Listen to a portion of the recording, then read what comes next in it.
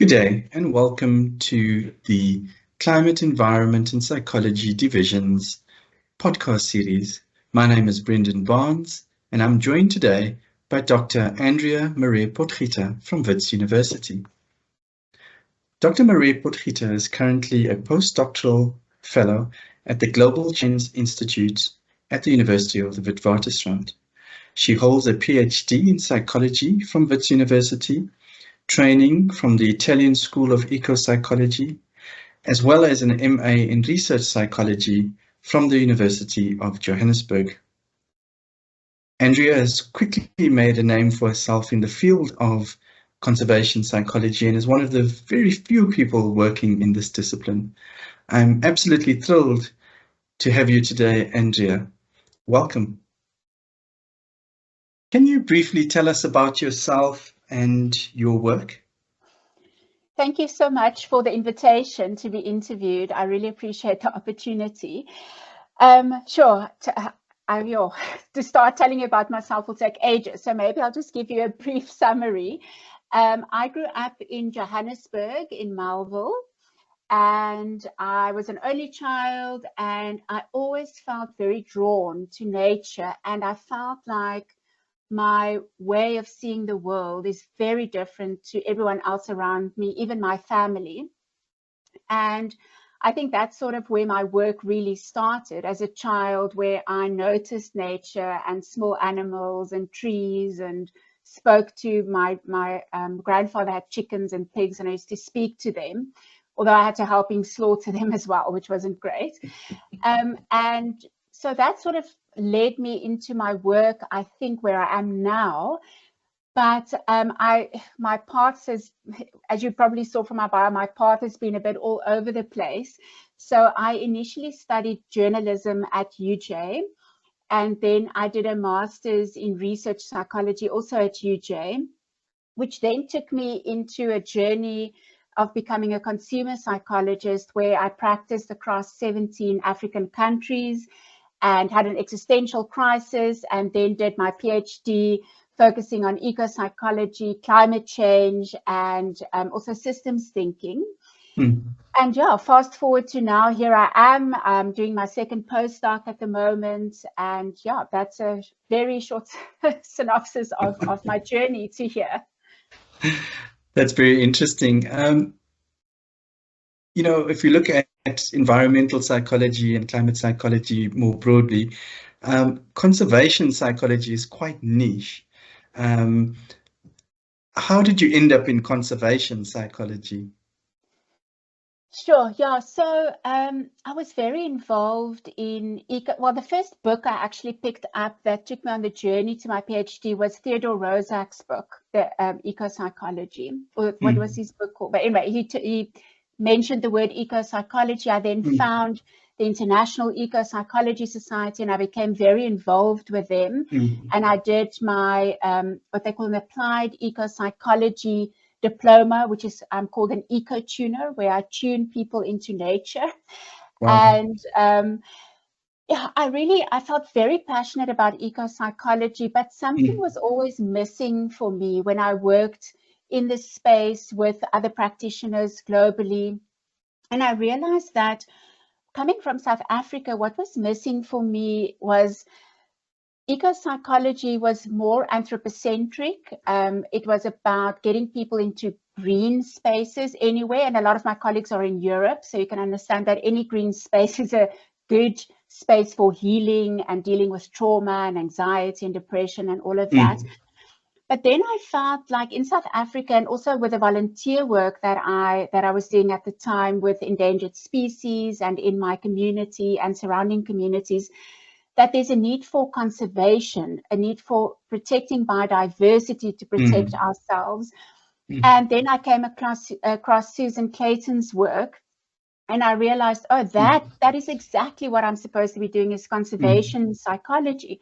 And then I went back to my PhD thesis and I saw, well, actually, I've been doing it all along, because my PhD had a lot of conservation components in it, looking at how people felt about canned lion hunting, poaching, you know, even the wildlife trade is what I explored in my PhD. So in a way, I was already doing that. I just had to find my feet in this space. Yeah, yeah, that's wonderful. Yeah. I mean, if I look at your contributions so far, one of the strong emerging themes is on intersecting issues. And I think I really do value that about your work. You've written about, for example, the impact of COVID on environmental attitudes. You're currently working in a center that focuses on food, climate, and biodiversity intersections. Can you tell us about more about the work and why you have such an interesting and strong focus on intersecting ideas?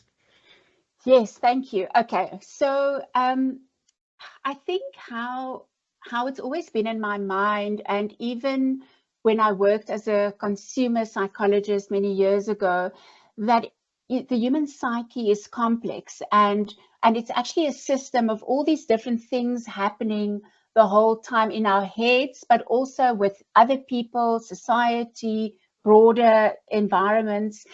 And in order to understand a wicked problem, we need to understand the entire system, or at least try and acknowledge how different elements of the system intersects or impact each other.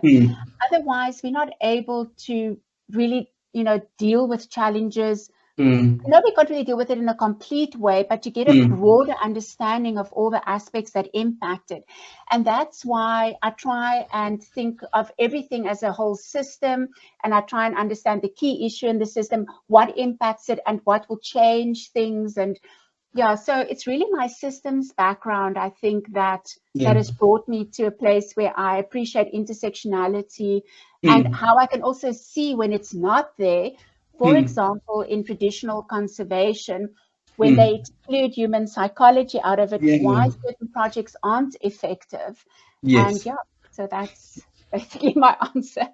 Yeah, no, that's very interesting, because there's also sort of this myth that, I guess, more green-oriented psychologies tend to only focus on nature, and that's, at the expense of people. So I'm really glad that you said what you did about including other dimensions of psychology and society more generally. So wonderful. Thank you.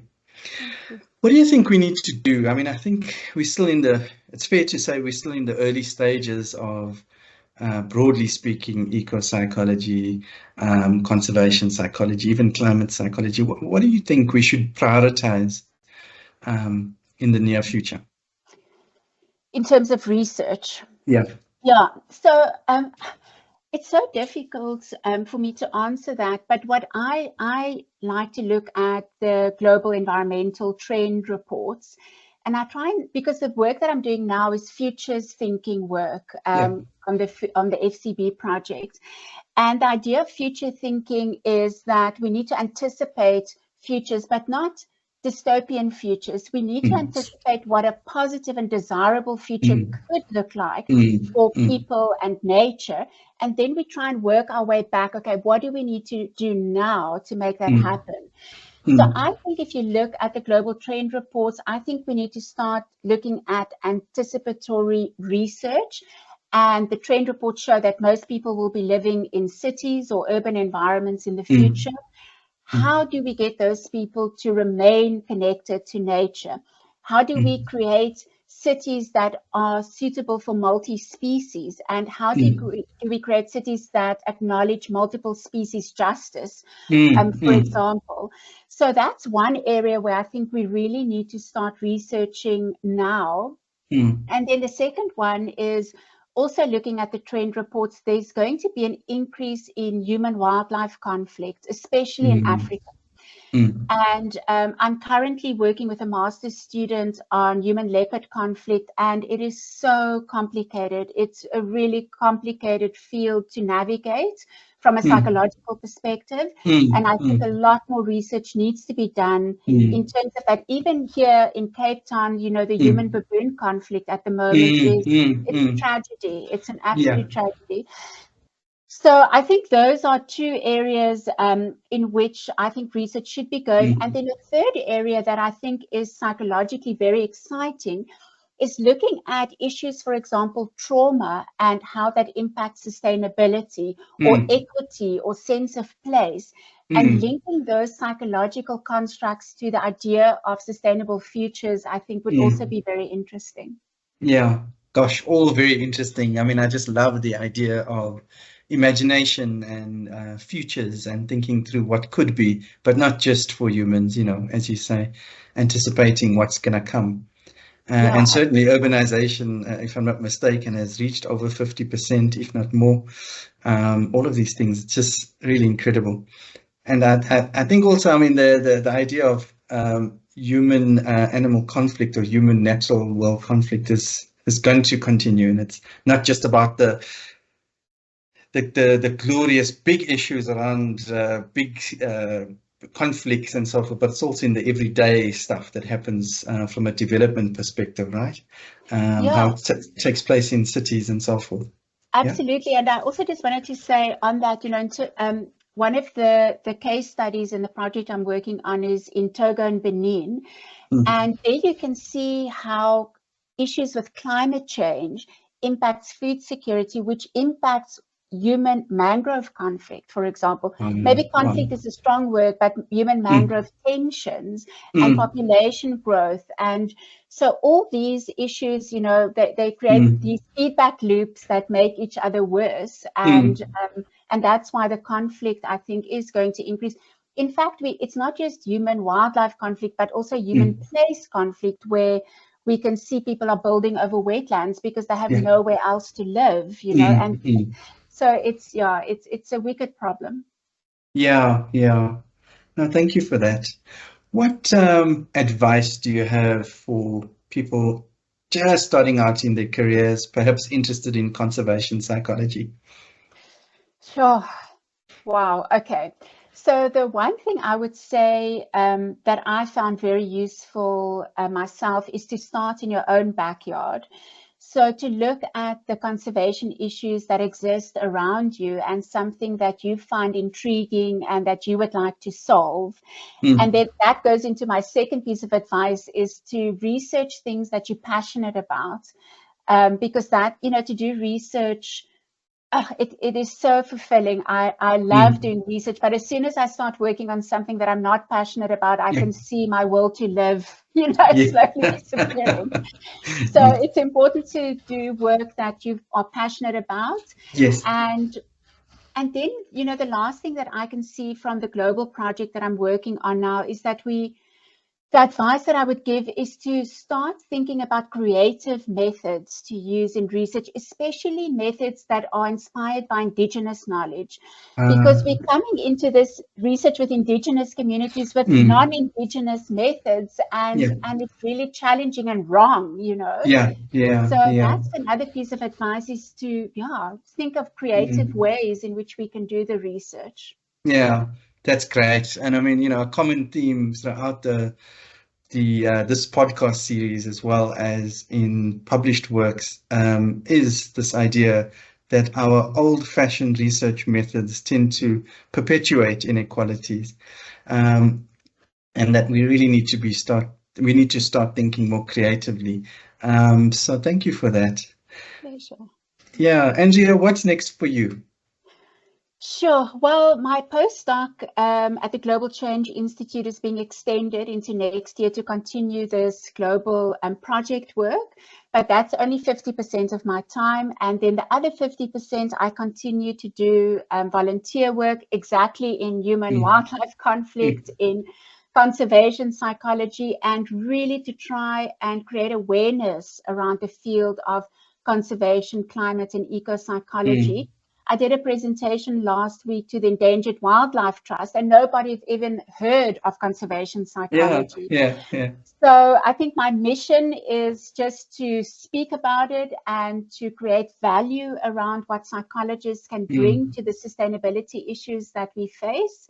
And hopefully we can grow the field in especially in South Africa, but also in Africa, because we need more practitioners in Africa. Yeah.